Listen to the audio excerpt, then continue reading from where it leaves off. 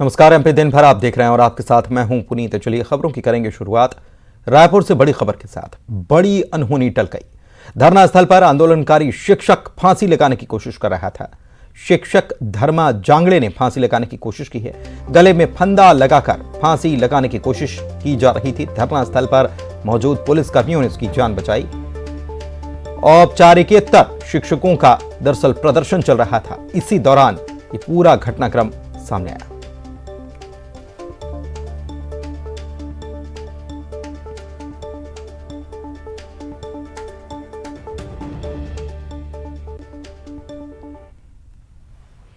उन्नीस नगरीय निकायों में राज्य निर्वाचन आयोग ने चुनाव का ऐलान कर दिया है। मध्य प्रदेश के नगरीय निकायों में चुनाव के लिए कार्यक्रम का ऐलान किया गया। 20 जनवरी से सुबह 7 बजे से 5 बजे तक वोटिंग का कार्यक्रम है और इसके बाद 23 जनवरी को चुनाव के नतीजे आ जाएंगे। नाम निर्देशन पत्र लेने का काम 30 दिसंबर से 6 जनवरी तक चलेगा। नगरीय निकाय में 343 वार्डों के लिए चुनाव होंगे, जबकि 720 मतदान केंद्रों पर 5,07,308 वोटर्स अपने मत का इस्तेमाल कर पाएंगे।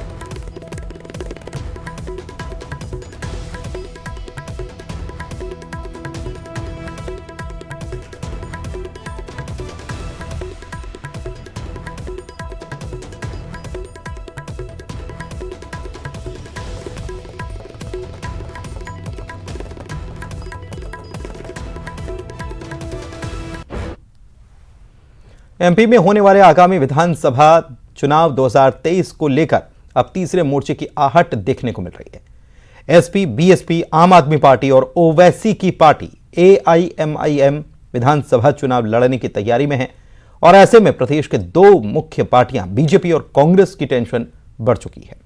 हाल में गुजरात विधानसभा चुनाव में आम आदमी पार्टी ने कांग्रेस का खेल बिगाड़ा था, जिससे बीजेपी की जीत प्रचंड रूप से सामने आई। एमपी में बीजेपी को तीसरे मोर्चे की एंट्री से जीत का भरोसा है, तो वहीं कांग्रेस महंगाई, बेरोजगारी का मुद्दा उठाकर पूर्ण बहुमत से सरकार बनाने के दावे कर रही है। एमपी में अगले साल होने वाले विधानसभा चुनाव के लिए थर्ड फ्रंट ने कमर कस ली।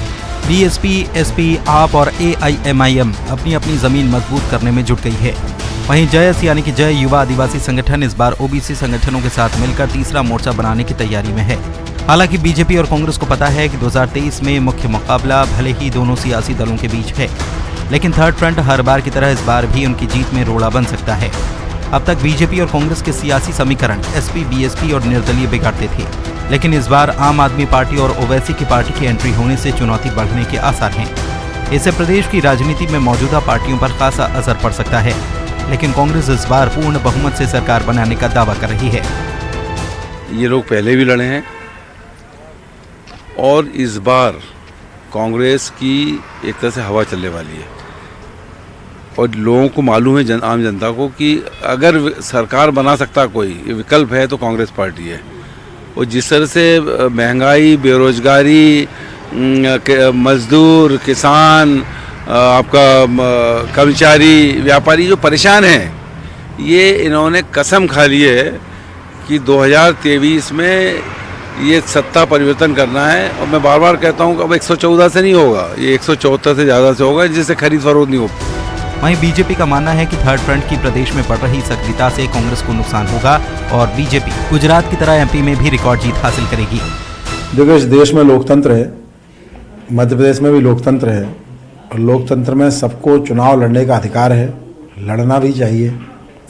और सपा और बसपा पार्टी क्यों ये सपना नहीं देख सकती कि उनको सभी सीटों पर चुनाव लड़ना है?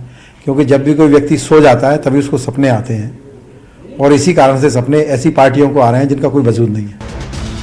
2018 के एमपी विधानसभा चुनाव में कांग्रेस के लिए ग्वालियर और चंबल इलाका सत्ता की चाबी साबित हुआ था, लेकिन इस बार ग्वालियर, चंबल और बुंदेलखंड में एसपी और बीजेपी के साथ आम आदमी पार्टी भी सक्रिय नजर आ रही है।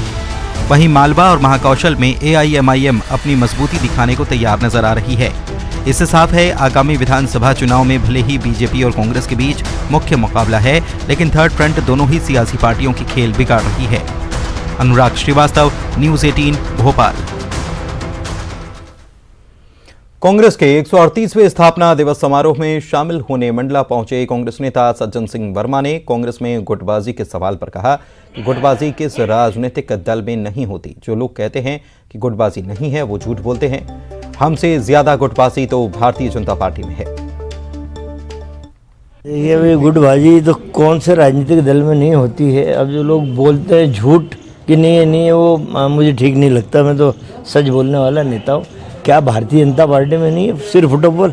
हमसे ज़्यादा गुटबाजी भारतीय जनता पार्टी में है। वो बीडी शर्मा मुख्यमंत्री बनने के लिए मारा जा रहा है। उधर कैलाश विजयवर्गीय जाने क्या क्या नृत्य कर रहा है। ये कई नरेंद्र तोमर अलग बनने जा रहा है। तो हमारी गुटबाजी नहीं। हम तो आरएसएस चीफ मोहन भागवत उज्जैन के दौरे पर रहे। पंच महाभूत की अवधारणा पर अंतर्राष्ट्रीय संगोष्ठी में शामिल हुए। संगोष्ठी के सारस्वत सत्र को संबोधित करते हुए स्वर संघचालक मोहन भागवत ने कहा, पंच महाभूतों में पैदा हुए असंतुलन से उत्पन्न विकृतियों के संकट से उबरना जरूरी है। हमें किसी भी तरह जल का अनादर नहीं करना चाहिए। हमारी प्रकृति का सम्मान हो और इसकी सदैव पूजा की जानी चाहिए। 33 नदियों का पवित्र जल। पशु हत्या ये पानी के व्यय को बढ़ाती है। मनुष्य केवल अपने खाने के लिए जो करता है वो भी वैज्ञानिक दृष्टि से शाकाहार अच्छा है ऐसा मानते हैं, लेकिन बदलने में समय लगता है और खाने की बातें किसी पर लादी नहीं जा सकती। धीरे धीरे मन बदलता है, लोग करते भी। बास्केटबॉल कॉम्प्लेक्स में धांधली की शिकायत के बाद मुख्यमंत्री शिवराज सिंह चौहान ने इसकी जांच खेल विभाग को सौंप दी है। कांग्रेस के प्रदेश सचिव राकेश सिंह ने इसकी शिकायत की थी। उनका आरोप था कि बास्केटबॉल ट्रस्ट ने 1 करोड़ रुपए एक रुपए एकड़ पर जमीन लीज पर लेकर खेल की बजाय उसका व्यावसायिक इस्तेमाल शुरू कर दिया, जबकि लीज की शर्तों में स्पष्ट लिखा था कि इन भवनों का उल्लेख सिर्फ खेल के लिए किया जाएगा और दूसरी कोई गतिविधि नहीं की जाएगी। इंदौर का मामला।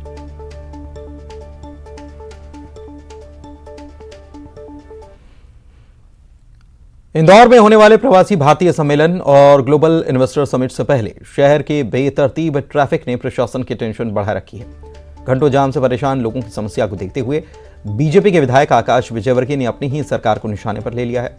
उन्होंने कलेक्टर, कमिश्नर समेत पुलिस अधिकारियों को पत्र लिखकर शहर के यातायात को दुरुस्त करने की मांग की है, लेकिन इस पर सियासत शुरू हो गई। कांग्रेस प्रवक्ता नीलाभ शुक्ल ने आरोप लगाया कि आकाश विजयवर्गीय सत्तारूढ़ दल के विधायक हैं, लेकिन उन्हें भी पत्र लिखना पड़ रहा है। हमेशा की तरह विधायक आकाश विजयवर्गीय ने प्रशासन को एक लव लेटर, प्रेम पत्र लिखा है इंदौर की यातायात व्यवस्था सुधारने के लिए। पहले विधायक कई तरह के पत्र लिख चुके हैं, शराब की दुकान हटाने के लिए, कभी अन्य कारणों से। सबसे बड़ी बात है कि आकाश विजयवर्गीय सत्तारूढ़ दल के विधायक हैं और भारतीय जनता पार्टी के कद्दावर नेता के पुत्र हैं। सीधे सीधे मुख्यमंत्री से बात करें। बाईपास से पिछले कई दिनों से शिकायत आ रही थी। जो अंडर पासेज हैं उसमें बहुत लंबे लंबे जाम लग रहे थे और ख़ासकर से शादियों के सीज़न में और जो नया मॉल बना है उसके बाद से। तो मैंने स्वयं जाकर के अवलोकन किया था। वाकई में एक बार बाईपास पे पहुंचने के बाद सिटी में वापस आना ऐसा लग रहा था कि कहां से आए, क्योंकि हर अंडरपास पे ट्रैफिक था। तो ये बहुत ही गंभीरता से लेते हुए मैंने इंदौर कलेक्टर समेत पुलिस कमिश्नर और सभी अधिकारियों को पत्र लिखा। भोपाल में ट्यूशन टीचर की बेरहमी सामने आई और 5 साल की मासूम बच्ची को बेरहमी से ट्यूशन टीचर ने पीटा है। पैरेट की स्पेलिंग वो बच्ची नहीं बता पाई तो उसका हाथ तोड़ दिया। भोपाल के हबीबगंज थाना क्षेत्र का मामला है। घर के ही पास रहने वाला ये टीचर बताया जाता है प्रयाग विश्वकर्मा। अच्छे स्कूल में दाखिला दिलाने के लिए परिवार ने ट्यूशन लगवाई थी और देखिए बच्चे का क्या हाल कर दिया एक टीचर ने। हबीबगंज थाना क्षेत्र में ये मामला है और पुलिस ने मामला दर्ज कर लिया है। इलाज के लिए बच्ची को अस्पताल में भर्ती करा दिया गया है। किसने मारा तुम्हें? सर ने? किस बात पे मारा? क्या पूछ रहे थे? कैसे मारा उन्होंने? पेरेंट की स्पेलिंग पूछ रहे थे।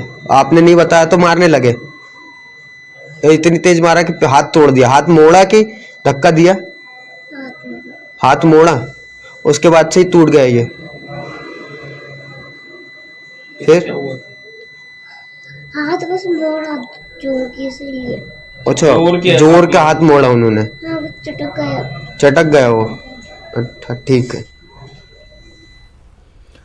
जबलपुर जिला अस्पताल आज कुछ देर के लिए अखाड़े में तब्दील हो गया था। दरअसल जिला अस्पताल में एक महिला डॉक्टर के साथ मारपीट की घटना सामने आई। बताया जा रहा है कि इलाज कराने आई एक महिला अचानक महिला डॉक्टर के साथ मारपीट शुरू कर चुकी थी।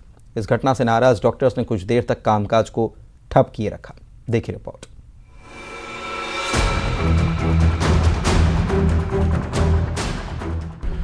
डॉक्टर को भगवान का दर्जा दिया गया है, जो किसी को मौत के मुंह में जाने से बचा सकता है और तिल तिल मरते इंसान को जिंदगी दे सकता है। लेकिन उसी डॉक्टर के साथ मारपीट की घटना मानवता को शर्मसार करती है। ऐसी ही वारदात जबलपुर जिला अस्पताल में सामने आई है, जहां एक महिला इलाज कराने आई। उस समय ड्यूटी पर तैनात डॉक्टर आकांक्षा श्रीवास्तव से महिला मरीज ने टांके लगवाने की बात कही। डॉक्टर ने पहले चेकअप कराने की सलाह दी। इस बात से नाराज महिला मरीज ने महिला डॉक्टर के साथ मारपीट शुरू कर दी। महिला ने न केवल महिला डॉक्टर के साथ मारपीट की, बल्कि उसका मंगलसूत्र भी तोड़ दिया, जिसके चलते महिला डॉक्टर के हाथ, गले और पीठ में चोट के निशान भी आए हैं।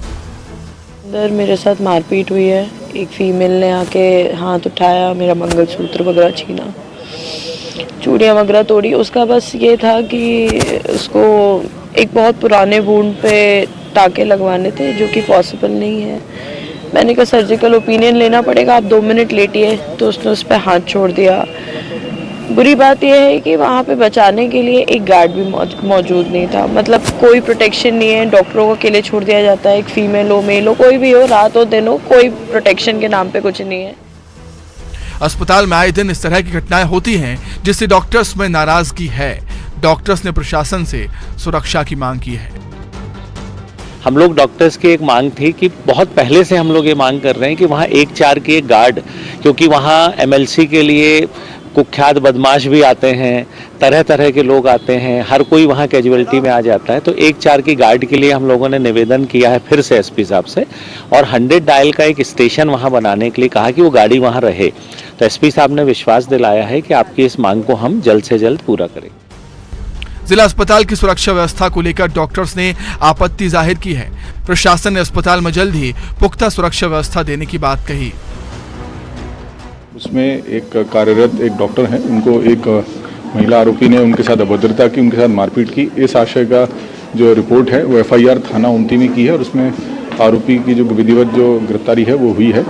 और ये मांग की गई है कि वहाँ पे जो डायल 100 का जो नोडल पॉइंट है वो डिस्ट्रिक्ट हॉस्पिटल के पास हो, और गार्ड की मांग की गई है। बताया जा रहा है कि महिला डॉक्टर के साथ मारपीट की घटना इसके पहले भी हो चुकी है, जिसको लेकर महिला डॉक्टर ने काफी आपत्ति जाहिर की है। जिला अस्पताल में आए दिन घट रही घटनाएं ये बताती हैं कि जिला अस्पताल की सुरक्षा व्यवस्था भगवान भरोसे चल रही है। प्रतीक मोहन अवस्थी, न्यूज़ 18, जबलपुर। प्रदेश भर में संविदा स्वास्थ्य कर्मचारियों की हड़ताल आज 14वें दिन भी जारी रही। इस दौरान नर्मदापुरम में संविदा स्वास्थ्य कर्मचारियों ने अनूठा प्रदर्शन किया। रेत और पत्तियां खाकर अपने हालात बयां किए। इस दौरान संविदा संघ ने सरकार से 2 मांगें पूरी करने की गुहार लगाई। संविदा स्वास्थ्य कर्मचारियों ने बताया कि हम लोग अल्प वेतन में स्वास्थ्य विभाग में सेवाएं दे रहे हैं। कोरोना काल में भी हमने लगातार सेवाएं देकर मानवता को बचाने का काम किया। कम वेतन होने के कारण हम अपने परिवार, बच्चों का भरण पोषण नहीं कर पा रहे हैं। देखिए, ये जो प्रदर्शन किया गया, आज हमने रेत और ये जो घास फूस खा के हम प्रदर्शन कर रहे हैं, ताकि हमारी दोनों जो मांगे हैं उस पर विचार करके शासन हमें तुरंत हमारा जो भी हमारी मांगे उसे वो पूर्ण करे। हम लोग विगत 15 तारीख से अनिश्चितकालीन हड़ताल पर हैं, और ये हड़ताल हमारी मुख्य रूप से 2 मांगों पर केंद्रित है। पहली, हमें नियमित किया जाए, संविदा से आज़ादी दी जाए। दूसरी हमारी मांग है कि हमारे जो साथियों को निष्कासित कर दिया गया था या जिन्हें आउटसोर्स में कर दिया गया, उन्हें पुनः सेवा पर रखा जाए। MP के जबलपुर में माफियाओं के खिलाफ मामा का एक्शन जारी है। जिले में माफियाओं के अवैध कब्जे को प्रशासन ने हटाया। एक ही दिन में शहर के 4 माफियाओं और बदमाशों के ठिकानों पर प्रशासन ने बुलडोजर चलाया। सरकारी जमीन पर अवैध कब्जा कर किए गए निर्माण को हटाया गया। अब्दुल लतीफ पर सबसे बड़ी कार्रवाई की गई। अब्दुल के कब्जे से 3 करोड़ कीमत की 10,000 वर्ग फीट जमीन को आज़ाद कराया गया, जबकि अपराधी अभय कनौजिया से 3,000 वर्ग फीट शासकीय भूमि मुक्त कराई गई। वहीं अपराधी राहुल कहार के कब्जे से 800 वर्ग फीट भूमि मुक्त कराई गई और अंकित पटेल के कब्जे से 200 वर्ग फीट शासकीय भूमि मुक्त कराई गई। इन अपराधियों पर 1 दर्जन से ज्यादा मामले दर्ज हैं। कारताल थाना क्षेत्र का एक कुख्यात गुंडा बदमाश है अन्नू अभय कनौजिया, संगीन आरोप इसके ऊपर है। करीब 24 मामले इसके ऊपर पंजीबद्ध हैं। इसके द्वारा यहाँ पर शासकीय भूमि पर अवैध कब्जा करके लोगों को भय में डालकर और यहाँ पर मकान बनाकर ये रह रहा था।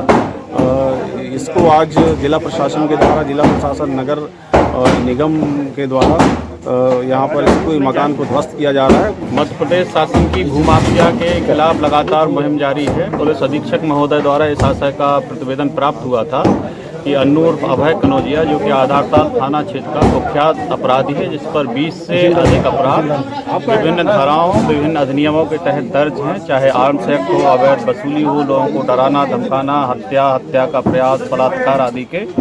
तो इसके द्वारा कई सारी जगहों पे इसी प्रकार से मकान बना करके लोगों को किराए पर दे देता है, इससे भी वसूली करता है। तो शासकीय जमीन पर बने हुए इसके इसी प्रकार के अवैध निर्माण को आज नगर निगम, पुलिस और प्रशासन की संयुक्त टीम के द्वारा गिराया जा रहा है और आगे भी हमारी कार्रवाई जारी है।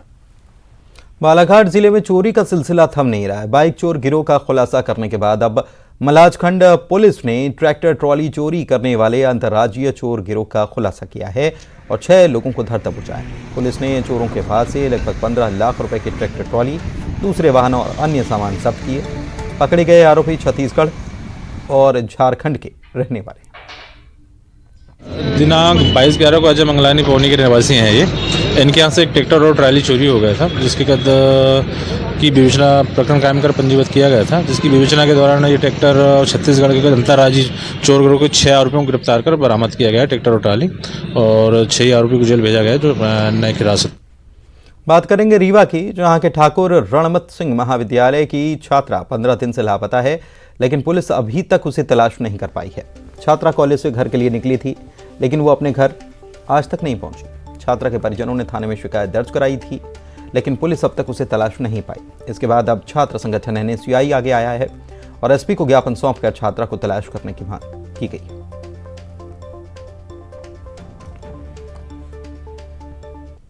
सर, आज हम लोगों ने SP साहब को ज्ञापन सौंपने आए थे। हम विगत कई दिनों से 14 तारीख से एक छात्रा जो कि मढ़ी रायपुर करचुलियान थाना अंतर्गत आती है, उन्होंने उसके 14 तारीख को क्लास आती है, क्लास लेती है, शाम को उसके बाद छात्रा गायब हो जाती है। उसके परिजन शाम को रायपुर करचुलियान थाना में रिपोर्ट डालते हैं, उसके बाद भी उस पर कोई कार्रवाई नहीं होती है। 19 वर्षीय छात्रा जो अभी अपने घर पर नहीं पहुंची है, उनके विषय में जानकारी प्राप्त हुई है अभी, और जानकारी प्राप्त होते ही तत्काल थाना रायपुर को भी उसमें बताया गया है और साइबर सेल को भी उसमें शामिल किया गया है। जैसा कि लोगों ने बताया, इस नंबर से बात हुई है तो उसको देखते हुए और दोनों को बताया गया है कि उनको शीघ्र से ट्रेस करें और जो भी और इन्फॉर्मेशन उनके पेरेंट्स से मिल सकती है उनसे भी हम लोग चर्चा कर रहे हैं, इससे कि जल्दी उनको वापस ला सकें। दमोह की हटा जबीरा तहसील में अफ्रीकन स्वाइन फीवर का आतंक है। फीवर से सैकड़ों सुअरों की मौत के बाद पशु चिकित्सा विभाग हरकत में आया और हटा में सुअरों के सैंपल लेकर टेस्ट किया गया, जिसके बाद रिपोर्ट पॉजिटिव आने के बाद पशु चिकित्सा विभाग की ओर से ऑपरेशन किल शुरू किया गया, जिसमें करीब 3 दर्जन सुअरों को मारकर उनको डीप डिस्पोज किया गया। बसोर समाज बहुत बुरी तरह से गंभीर स्थिति में पहुंच गई है। सबके लिए नुकसान हुआ है, बहुत घाटा पड़ा है, क्योंकि हमारे गांव में ज़्यादा नहीं तो 1,500-2 हज़ार सुअर थे, तो सभी बसोरों के सब सुअर सबके सब खत्म हो गए हैं। सब बनवार में पशुपालकों द्वारा बताया गया कि बीमारी से पशुओं की मृत्यु हो रही है, जिसमें सैकड़ों की संख्या में सुअर, बकरी, गाय बैल की मौत हो रही है। जैसे जानकारी लगी, ग्राम पंचायत द्वारा उनको मिट्टी से ढकवाने का कार्य करवाया जा रहा है। जिले में अभी सिर्फ हमें सुअर की मौत की खबर हटा और बनवार से प्राप्त हुई है।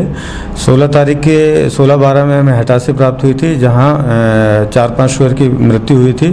तो मैंने अपनी टीम भेज के वहां से ब्लड सैंपल कलेक्ट कराए थे और उनको हाई सिक्योरिटी लैब भोपाल भेजे गए थे, जहाँ से वहाँ पे अफ्रीकन स्वाइन फीवर की पॉजिटिव रिपोर्ट आई है। इधर चीन में कोरोना से मचे कोहराम को देखते हुए केंद्रीय स्वास्थ्य मंत्रालय ने देश में अलर्ट घोषित कर दिया है। कोरोना को लेकर स्वास्थ्य मंत्रालय की एडवाइजरी जारी होने के बाद नीमच कलेक्टर मयंक अग्रवाल ने ऑक्सीजन प्लांट से लेकर कंसंट्रेटर आदि को दुरुस्त करने के निर्देश दिए थे, लेकिन सब कुछ दुरुस्त होकर भी क्या होगा जब नीमच जिला अस्पताल में डॉक्टर्स ही नहीं हैं। जिला अस्पताल एकमात्र एमडी के भरोसे चल रहा है। कभी यहां पर 2 से 3 एमडी हुआ करते थे, अभी एकमात्र एमडी डॉक्टर दिनेश प्रसाद हैं, जो खास तौर पर टीबी रोग से पीड़ित मरीजों को ही देखते हैं। डॉक्टर्स की कमी के संबंध में सीएमएचओ डॉक्टर एस बघेल ने कहा है कि शासन से लगातार पत्र व्यवहार चल रहा है।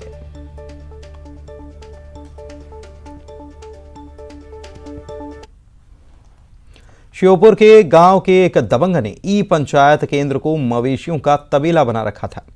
इसका खुलासा तब हुआ जब गांव का निरीक्षण करने तहसीलदार पहुंचे। ई दक्ष केंद्र में मवेशियों को देखकर सरपंच और सचिव पर वो भड़क गए। डांट फटकार के बाद उन्होंने अतिक्रमणकारी पर एफआईआर कराने के निर्देश दिए।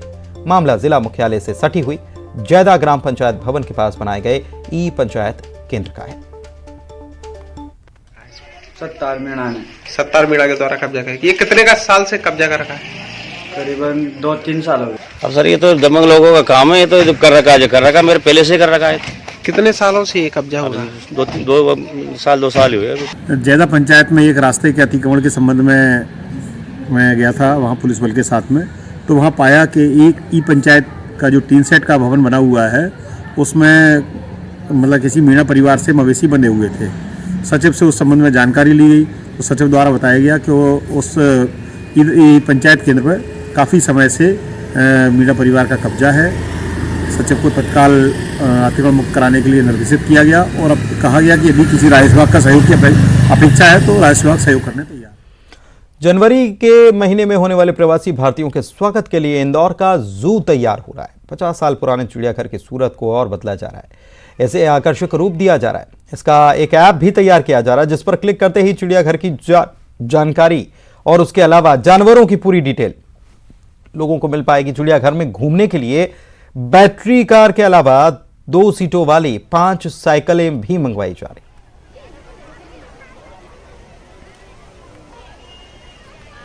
बढ़ते आगे, एमपी के विदिशा जिले का रहने वाला एक परिवार किडनी की बीमारी से जूझ रहा है। परिवार के मुखिया गरीब किसान नारायण श्रीवास्तव अपने छोटे बेटे जिसकी उम्र महज 15 साल थी, किडनी फेलियर की वजह से उसे खो चुके हैं। परिवार इस सदमे से उबर पाता उससे पहले बड़े बेटे अंकित को भी किडनी इन्फेक्शन ने अपनी जद में ले लिया।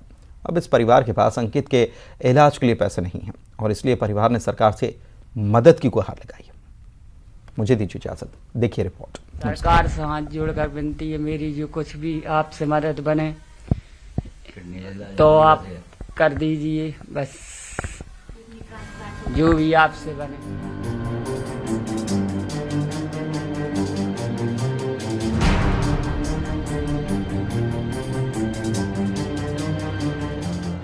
सरकार से हाथ जोड़कर मदद की गुहार लगा रहा ये युवक किडनी की बीमारी से जूझ रहा है। अंकित की दोनों किडनी खराब है। अंकित पिछले 11 साल से इस बीमारी से जूझ रहा है और डायलिसिस पर जिंदगी उसकी चल रही है। 10 साल से 9 साल से डायलिसिस चल रही है मेरी। 10 साल हो गए मेरे से इन्फेक्शन हुआ था। मैं इंतजार में हूँ, मुझे कोई दान में किडनी दे दे, इलाज हो जाए। कोई मदद के लिए भी नहीं आ रहा, ना घर का ना परिवार का। हमारी बस भोपाल जमीन बिक रही है, इलाज करवा रहे हैं। पिता नारायण श्रीवास्तव अपने छोटे बेटे जिसकी उम्र महज 15 साल थी, किडनी फेलियर की वजह से उसे खो चुके हैं। परिवार इस सदमे से उबर पाता उससे पहले ही बड़े बेटे अंकित को भी किडनी इन्फेक्शन ने अपनी जद में ले लिया और उसकी दोनों किडनियां खराब हो गईं। परिवार के सदस्यों की माने तो इलाज में अब तक उनकी पूरी जमा पूंजी खर्च हो चुकी है, जमीन भी बिक चुकी है। अब उनके पास इलाज के लिए पैसे नहीं है।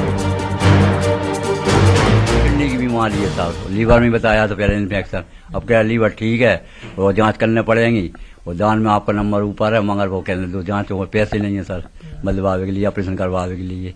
मम्मी की पहले जांच करवाई, लग नहीं पाई साहब, मैं अकेला हूँ घर में। अस्थमा का चक्कर मुझे भी है साहब, बीपी की गोली खाता हूँ साहब। जी दोनों किडनी खराब डायलिसिस चल रही है साहब, 7 दिन में 2 बार, कई बार 3 बार। अंकित के माता पिता उसे अपनी किडनी देने के लिए तैयार हो गए हैं, लेकिन अधिक उम्र होने के चलते माता पिता की किडनी अंकित को नहीं दी जा सकती।